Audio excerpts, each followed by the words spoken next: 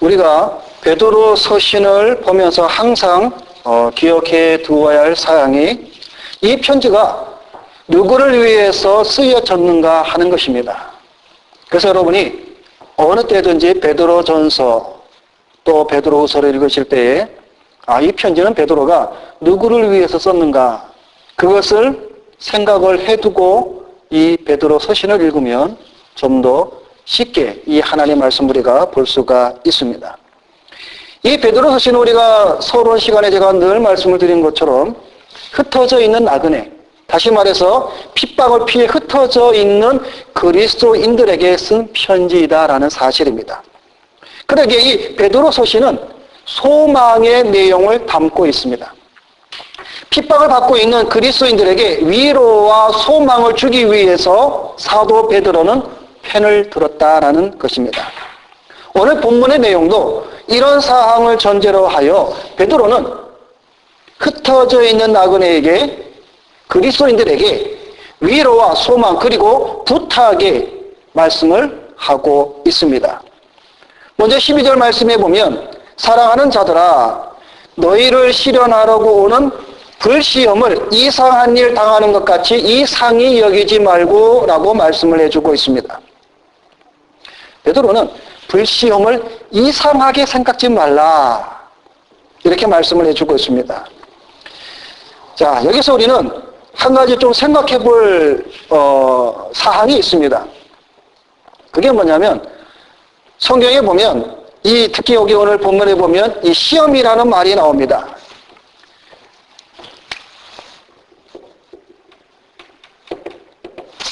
시험. 우리말 성경에는 종종 한 가지로 번역하여 사용하는 경우가 있습니다. 예를 들어 설명을 하면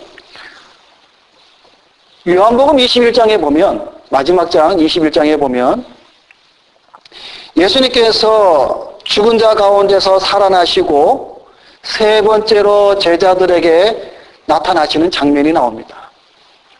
거기에 보면 베드로가 물고기를 잡으러 나갔지만 한 마리도 잡지를 못합니다. 그때 예수님께서 베드로에게 오른편에 그물을 던져라. 그럴 때 베드로가 그물을 던져 고기를 잡았는데 그 고기가 153마리나 됩니다. 그리고 그 잡은 생선과 떡을 예수님이 제자들과 함께 식사를 나눕니다. 그런 가운데 베드로와 예수님께서 대화하는 장면이 나옵니다. 여러분도 한 번쯤 들어보았을 그런 정말 드라마 같은 한 장면이 나옵니다. 거기 15절에 보면 이런 말씀이 나옵니다. 예수께서 시몬 베드로에게 이르시되 요한의 아들 시몬아 내가 나를 사랑하느냐. 가로되 주여 그러하외다. 내가 주를 사랑하는 줄 주께서 아시나이다. 가라사대 내 어린 양을 먹이라. 16절에 보면 똑같은 말씀이 나옵니다. 두 번째 가라사대 예수님께서 요한의 아들 시몬아 내가 나를 사랑하느냐? 베드로가 대답합니다. 그러하이다. 내가 주를 사랑하는 줄 주께서 아시나이다. 17절에서 보면 세 번째 가라사대 동일하게 요한의 아들 시몬아 내가 나를 사랑하느냐? 베드로가 또 동일하게 말합니다. 내가 주를 사랑하는 줄 주께서 아시나이다. 이 장면에 보면 너무나 한편으로는 감동적일 수도 있고 한편으로는 베드로에게는 어떻게 보면 갈등의 시간일 수도 있습니다. 예수님께서 베드로에게 요한의 아들 시몬아 내가 나를 사랑하느냐 세 번을 질문했습니다. 그죠?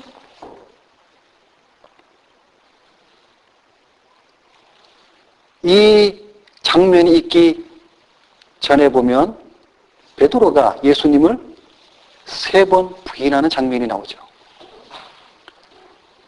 한 비자가 예수님께서 십자가에 달리신 걸 끌려가고 할 때에 베드로 저 사람도 예수와 한패다 라고 했을 때 베드로가 3번 부인하죠. 나 예수 모른다. 나 저 사람 모른다. 저주하며 부인했습니다. 그때에 새벽닭이 울자 베드로가 예수님께서 내가 나를 새벽닭 울기 전에 3번 부인하려는 그 말씀이 생각이 나서 돌아가서 엉엉 울면서 회개하는 장면이 있습니다. 그 후에 예수님께서 십자가에 달리시고 무덤에 들어가시고 부활하신 후에 나타나셔서 베드로에게 요한의 아들 시몬아 내가 나를 사랑하느냐 3번 질문합니다. 힘들겠죠, 그죠?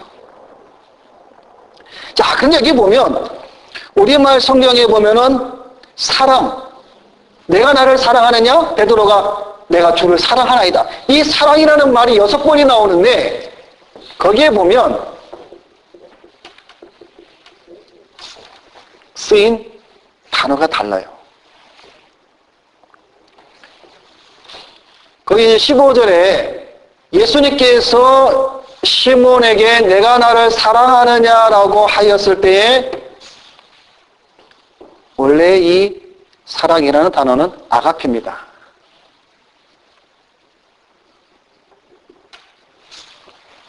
우리가 많이 들어본 사랑이죠. 아가페 사랑. 그런데 베드로가 예수님께 답변하기를 내가 주를 사랑하나이다 라고 했을 때에 베드로가 말한 이 사랑은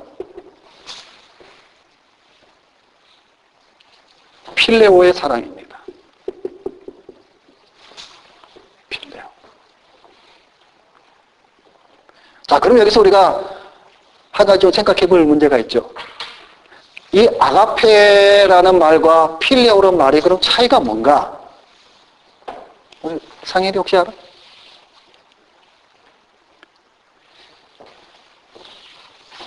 여러분, 우리 헬라어에 보면 사랑이라는 말의 단어가 4가지가 나옵니다. 하나는 아가페, 또 하나는 우리가 방금 말씀드린 필로에, 필레오, 그 다음에 스톨게, 그 다음에 에로스. 이 4가지의 사랑의 뜻이 있습니다. 여러분, 우리 에로스 사랑은 우리 잘 알죠, 그죠? 남녀 간의 사랑, 육적인 사랑, 이것을 우리 에로스라고 합니다. 아가페는 하나님의 사랑을 말합니다. 신적인 사랑. 그러면 이 필레오하고 스톨게는 뭐냐? 이 필레오는 그러니까 형제의 사랑, 형제, 동료 간의 사랑, 그거를 필레오라고 말합니다. 그러면 이 스톨게, 이 스톨게는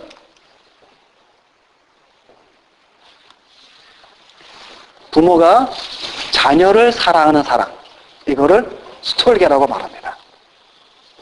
자, 이런 이제 기본적인 이런 이제 사랑의 뜻이 이제 우리가 알고 나면, 자, 예수님께서 베드로에게 말할 때 이 사랑은 네가 나를 신적인 하나님의 사랑으로 나를 사랑하느냐. 그런데 베드로는 어떻게 대답했다고 그랬죠? 형제의 사랑. 신적인 사랑이 아닌 형제의 사랑으로 사랑합니다라고 말을 합니다. 그런데 16절에 보면 또 동일하게 합니다. 16절에도. 그런데 17절에 오면 또 달라져요. 뭐가 달라지냐면 예수님께서 베드로에게 내가 나를 사랑하느냐 할 때에 여기는 예수님이 필레오로 사랑합니다. 그럴 때 베드로는 동일하게 필레오의 사랑으로 사랑합니다 라고 말합니다. 자, 근데 우리가 한글 성경, 우리말 성경에 보면 동일하게 사랑이라는 그 뜻이 있기 때문에 우리에게 와닿는 좀 더 정확한 의미가 우리는 알 수가 없죠. 자, 성경에 보면 여러분 고린도전서 13장에 보면은 사랑장이죠. 우리 사랑이라는 노래도 있지 않습니까? 그죠? 사랑은 언제나 오래 참고 사랑은 언제나 온유하며. 고린도전서 13장에 나오는 사랑이라는 단어는 모두가 다 아가페입니다. 아가페. 그러니까 신적인 사랑을 얘기합니다. 그러니까 고린도전서 13장에 나오는 사랑은 형제의 사랑도 아니고 부모 간의 사랑도 아니고 남녀 간의 사랑이 아니라 하나님적인 신적인 사랑을 우리에게 가르쳐주고 있는 장입니다. 그러니까 여러분이 고린도전서 13장을 읽을 때에도 아가페의 그 신적인 하나님의 사랑으로 그 말씀을 봐야 우리가 좀 더 정확한 그 의미를 우리가 볼 수가 있는 거죠. 그런데 고린도서 13장을 에로스적인 사랑, 그 의미로 우리가 읽으면은 완전히 엉뚱한 얘기가 되어버립니다. 그죠? 사랑은 언제나 온유하며, 남녀 간에 온유합니까? 사랑할 때? 언젠가는 뭐 치고 막 싸우죠, 그죠? 자, 이와 같이 이러한 우리말 성경에는 이런 문제들이 있습니다. 자, 마찬가지로 오늘 우리가 이 본문에 나오는 이 12절에 이 시험이라는 단어도 마찬가지입니다. 우리가 성경을 보면 이 시험이라는 이 단어도 크게 세 가지로 우리가 많이 씁니다. 주로 우리가 테스트, 두 번째가 트라이얼, 세 번째가 템프트입니다. 또는 템프테이션.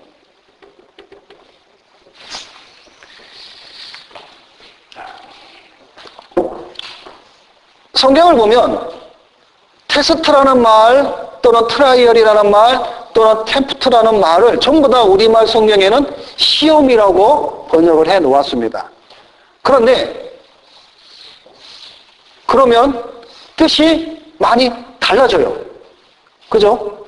자,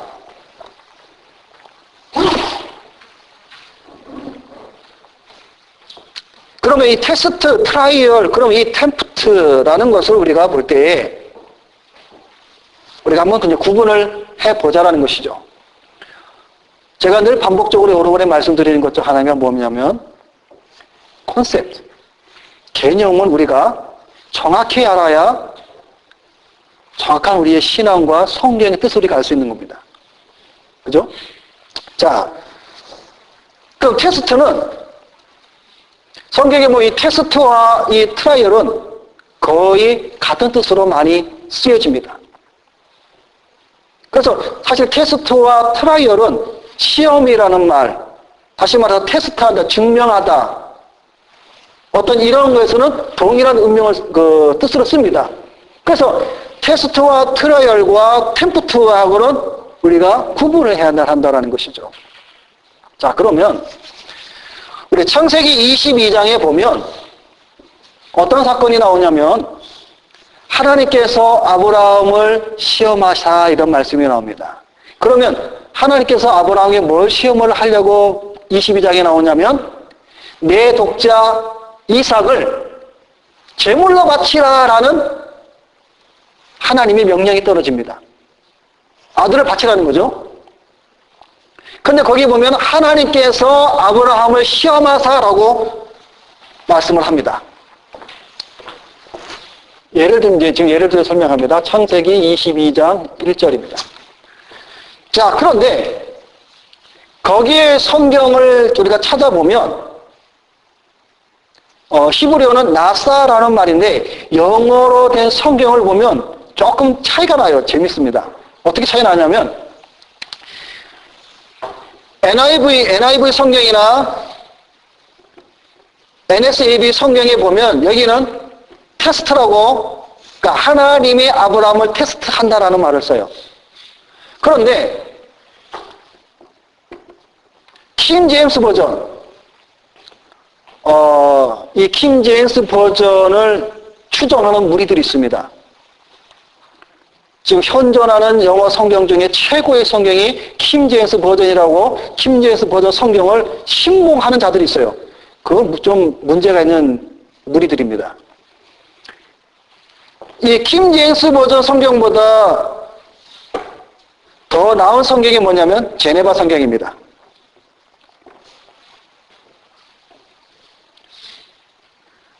여러분, 제가 우리, 교회 홈페이지에 올려놓은 그의 동영상 여러분 보셨죠? 그죠? 거기에 보면 그 성경 역사가 나오는데, 킹 제임스 버전보다 더 좋은 게 이 제네바 성경인데, 자, 만일 여기서 여러분, 킹 제임스 버전이 성경적인 내용이 더 가깝다라고 말하는 저들의 말은 어떻게 보면 좀 앞뒤가 안 맞는 얘기예요. 왜냐하면, 킹 제임스 버전이 성경보다 그럼 우리가 좀 더 성경적인 좀 더 바른 성경을 보려면 우리가 뭘 봐야 돼요? 히브리 헬라 성경 봐야 돼요. 킹 제임스 버전보다 더 정확하게 우리가 성경 하나님 말씀을 보려면 히브리나 헬라어 성경을 봐야 돼요. 그죠? 그러니까 이들이 말하는 거는 좀 오해가 많이 있습니다. 어쨌든 간에. 근데 이 킹 제임스 버전에 보면은 창세기 22장 1절에 NIV나 NSASB나 이런 거는 테스트라고 나오는데 이 킹 제임스 버전은 템프트로 나와요.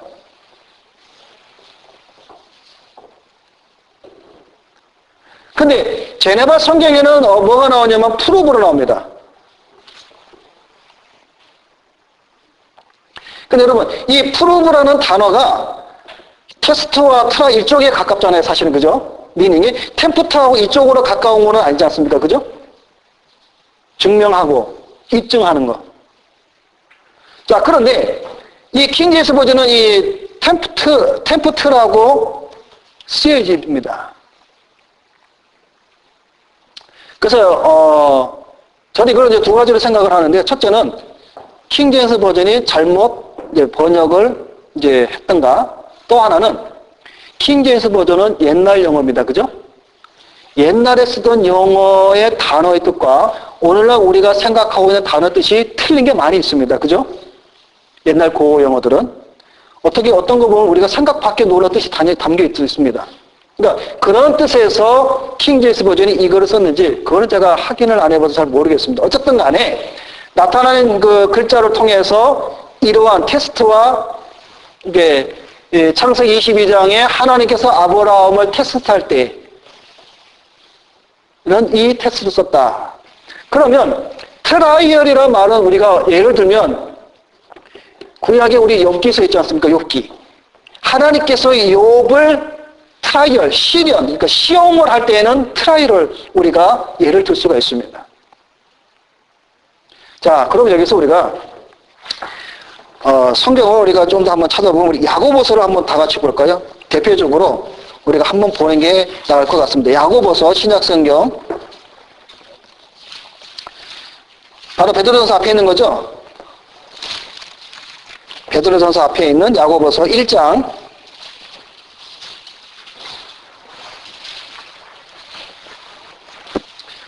우리가 이거 좀 개념을 우리가 정확히 알고 난 후에 여러분 앞으로 성경을 볼 때 좀 보면 더 나을 것 같아서 좀 설명을 드리는 겁니다. 자, 야고보서 1장 2절에 보면 내 형제들아 너희가 여러 가지 시험을 만나거든 온전히 기쁘게 여기라 이렇게 말씀이 나오죠. 그죠? 자, 거기 1장 2절에서 거기에 시험은 트라이얼입니다. 트라이얼. 자, 그리고 3절에 보면 이는 너희의 믿음의 시련이 이렇게 나오죠. 그죠? 거기서 그 시련은 테스트입니다. 테스트.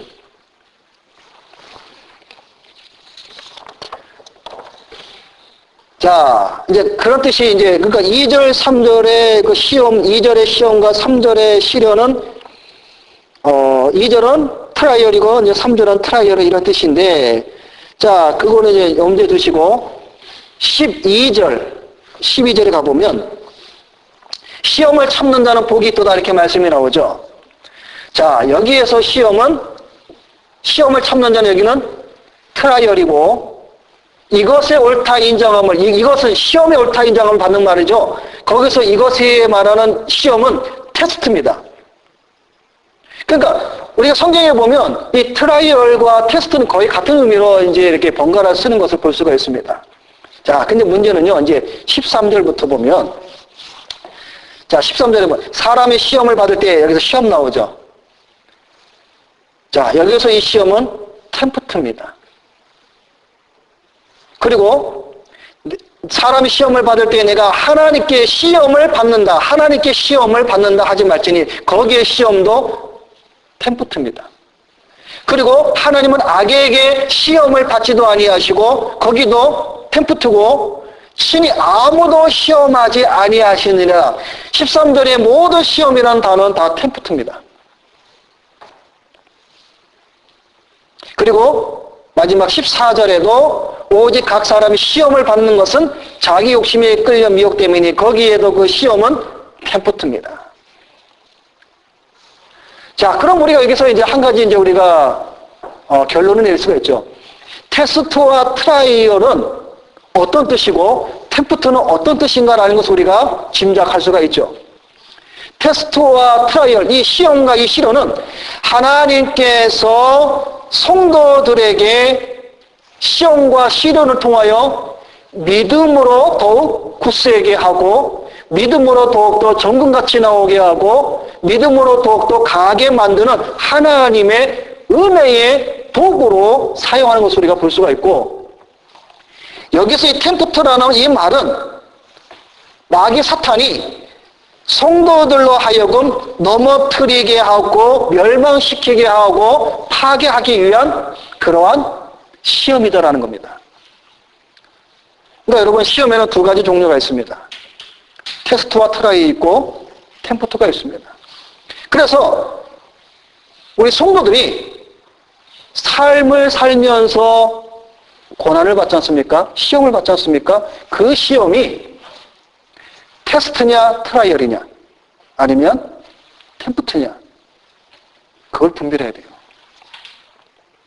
근데 사람들은 자기가 자기 욕심에 끌려서 사단의 욕심에 끌려서 시험을 받음에도 불구하고 내가 지금 하나님께 시험 받고 있다라고 생각하는 사람들이 있어요.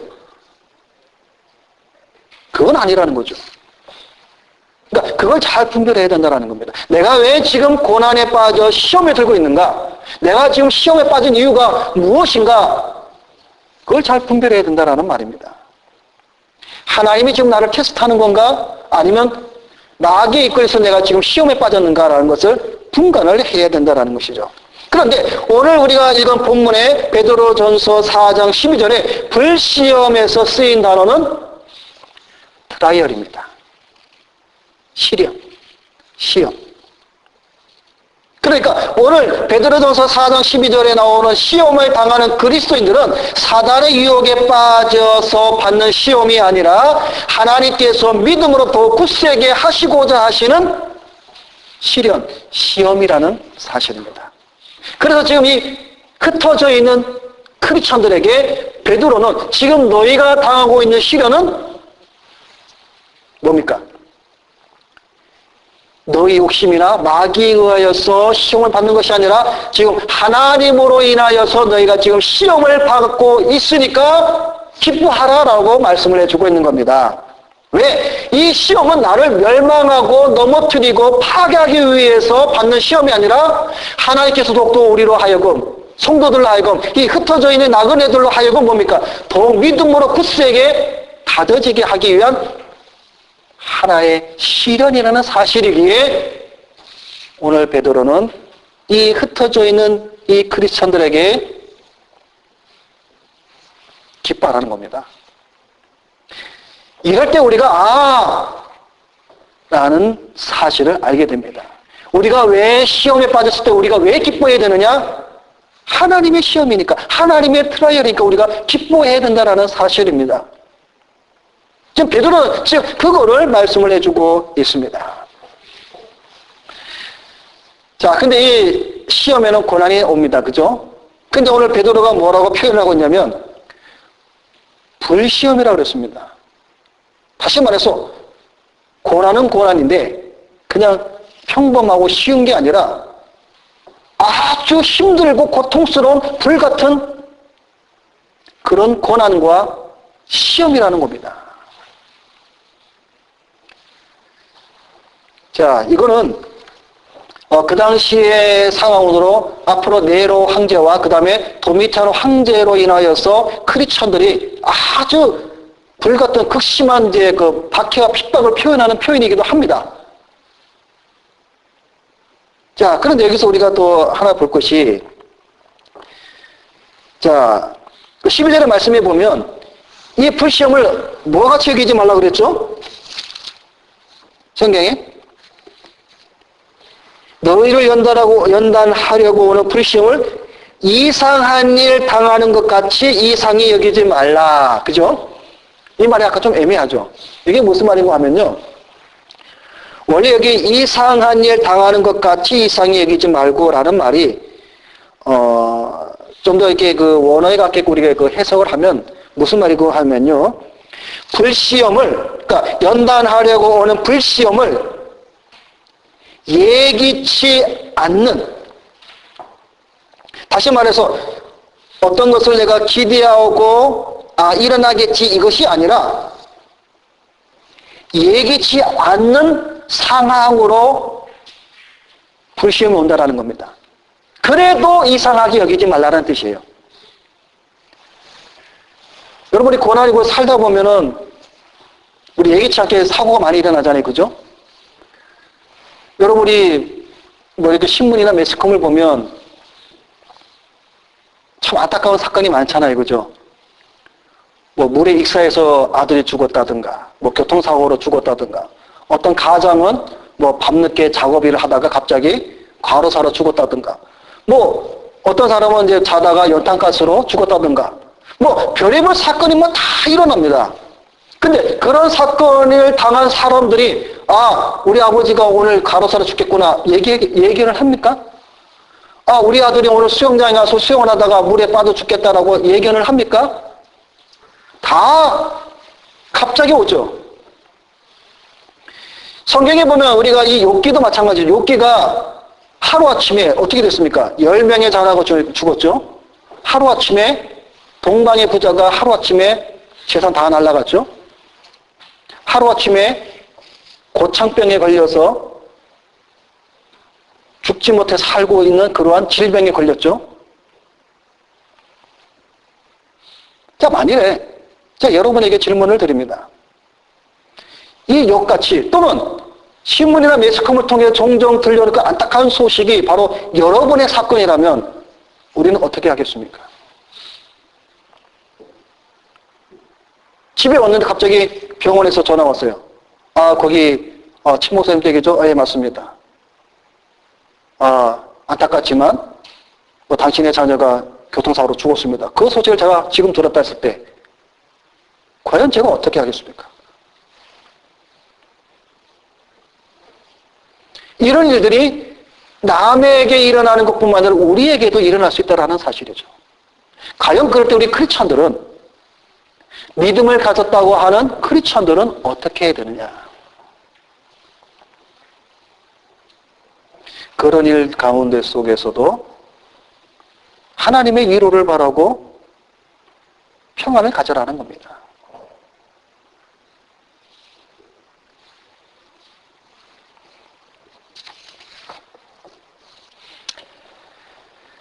그런 일이 우리에게 와도 베드로는 이렇게 말씀을 합니다. 사랑하는 자들아, 너희를 실현하려고 오는 불시험을 이상한 일 당하는 것 같이 이상히 여기지 말라. 베드로는 우리에게 위로하고 있습니다. 우리가 이 땅에 살아나갈 때에 이러한 시련, 이러한 연단, 이러한 고난이 우리에게 예기치 않게 우리 가정에, 내 자녀들에게, 내 부모들에게, 내 가까운 친구들에게 일어나다 할지라도 이상히 여기지 말고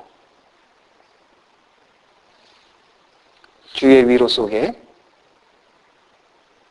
이기며 나가라고 지금 베드로가 위로하고 권면하고 있는 겁니다. 사실 이 당시의 상황은 그렇죠. 네로의 박해에 의하여서 크리스찬들이 잡혀가잖아요. 그죠? 잡혀가서 자녀가 잡혀가서 죽습니다. 부모가 잡혀가서 죽습니다. 사자의 밥이 되고 나무 기둥에 매달려서 횃불로 사용되게 되고 그런 것들을 부모가 자식이 죽는 것을 보고 자식이 또 부모가 자식이 죽는 것을 그러하게 보는 상황입니다. 이럴 때에도 이상히 여기지 말라는 것이죠. 믿음을 저버리지 말라는 것이죠. 하나님의 위로를 바라보라는 것이죠. 이게 참 크리스찬이라는 겁니다. 그저 40일 금식 기도하고 방언하고 이상한 거 보고 그런 거 많이 했다고 해서 그런 사람들이 참 신앙이 아니라는 겁니다.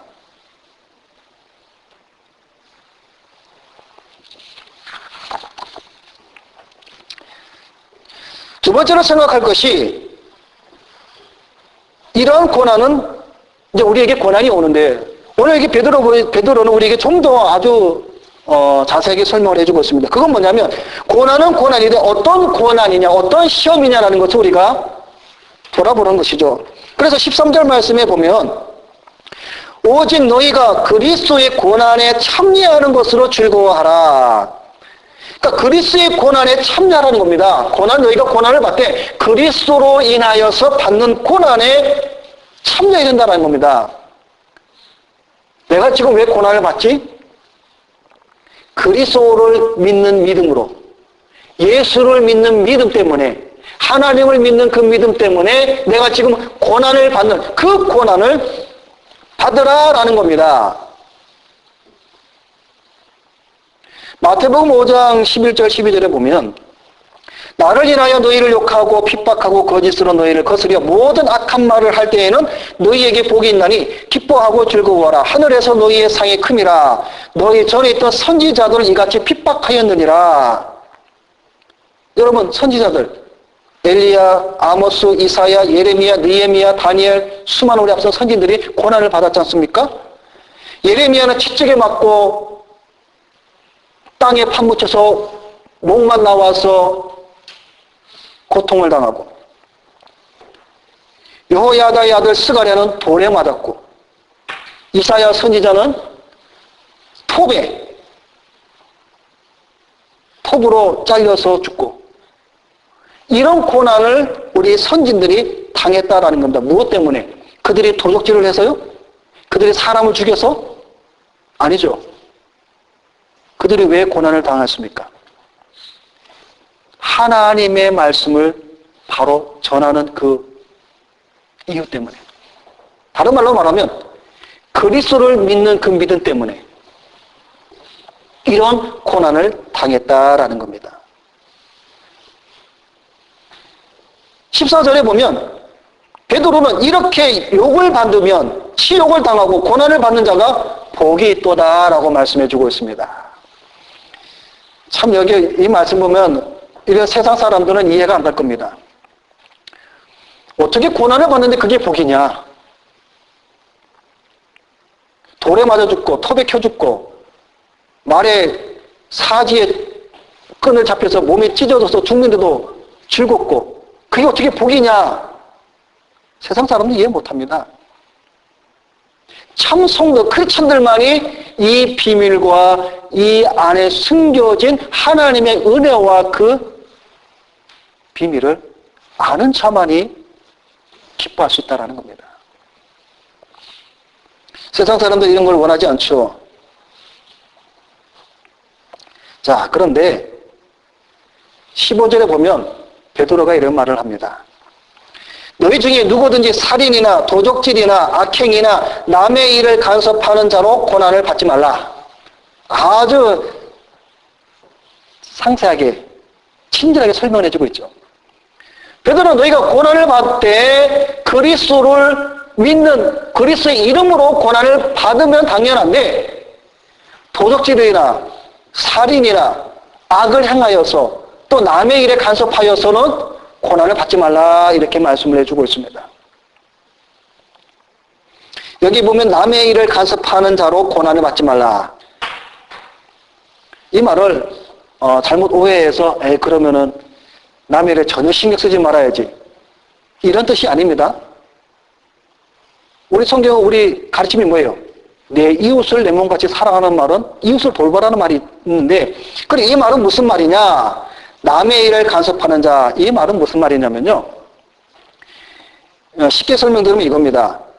지혜 없이 남의 일에 참견하여 분란을 일으켜서 문제를 일으키는 사람들 있잖아요. 좀 오지랖 넓은 사람들 있잖아요. 그죠?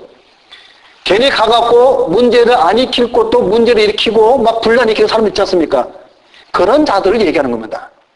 한마디로 지혜 없이 막 문제를 일으키고 중상모략하고 그런 자들을 이야기를 합니다. 그러니까 이런 일들을 통해서 고난을 받지 말라.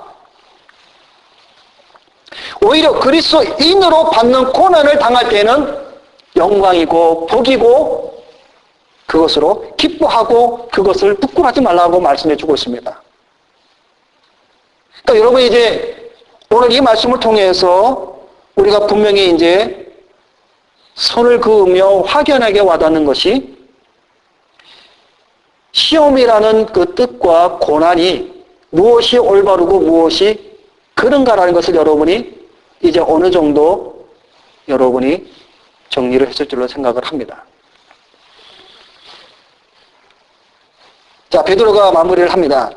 그러므로 하나님의 뜻대로 고난을 받는 자들은 또한 선을 행하는 가운데 그 영혼을 미쁘신 조물주께 부탁하는 자들이다.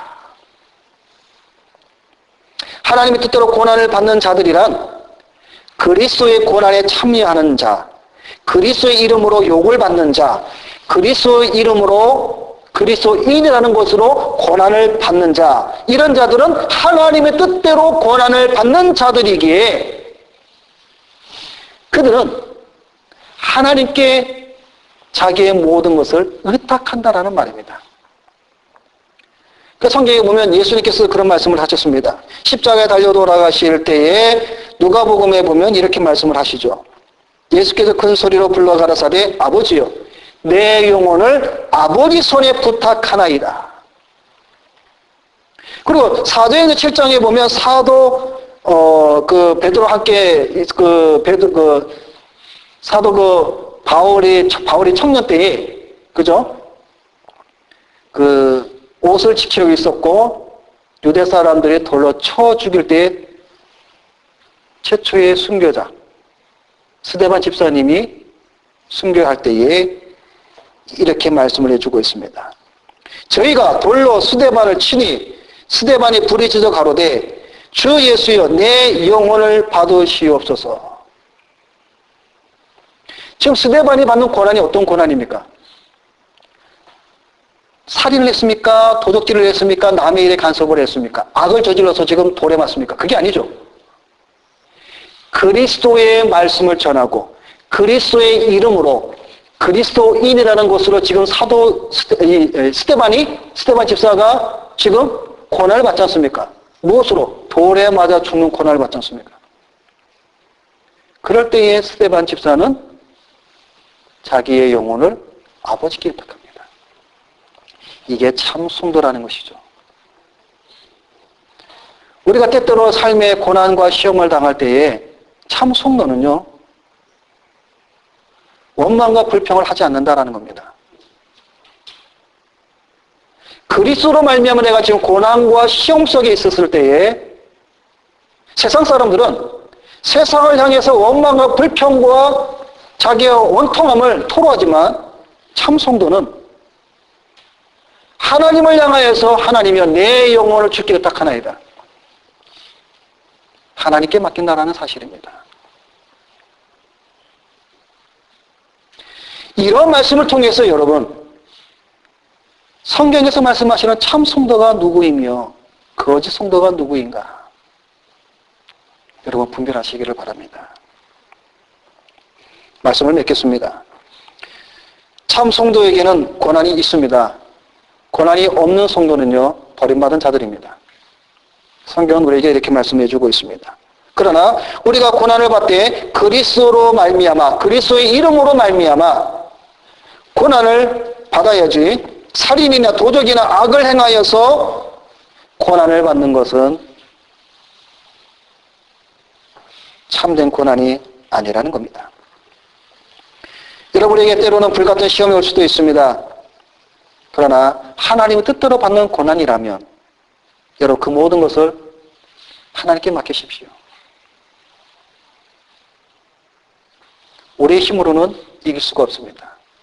하나님 주시는 힘, 성도의 견인이라는 그 은혜로 말미암아 우리가 그 고난을 우리가 이기며 나가는 겁니다. 베드로가 지금 오늘 우리에게 이런 말씀을 해주고 있습니다. 사랑하는 성도 여러분, 오늘 우리도 이 베드로 시대와 같이 우리는 지금 마지막 시대에 살고 있습니다. 앞으로 우리에게는 이 불같은 시험이 우리에게는 다가옵니다. 저와 여러분이 그리스도인으로 그리스도의 이름으로 우리가 고난을 받을 때 여러분 할렐루야 기뻐하시며 우리의 모든 삶을 하나님께 의탁함으로 참 성도로 참 크리스찬으로 승리하며 나가는 여러분이 되시기를 주님의 이름으로 부탁을 드립니다. 기도하겠습니다.